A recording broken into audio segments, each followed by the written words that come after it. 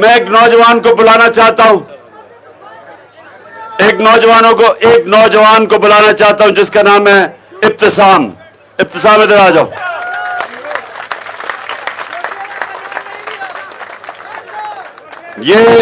अब ये सुनो, जरा इसको देख लो, ये देखो, चुप करके जरा इस नौजवान को देखो।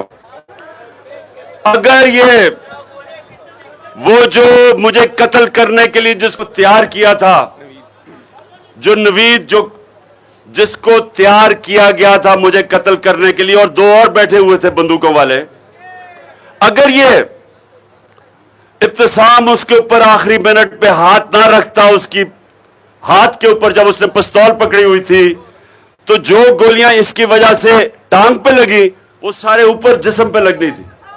तो इस आदमी ने मेरी जान बचाई है, मेरी नहीं। और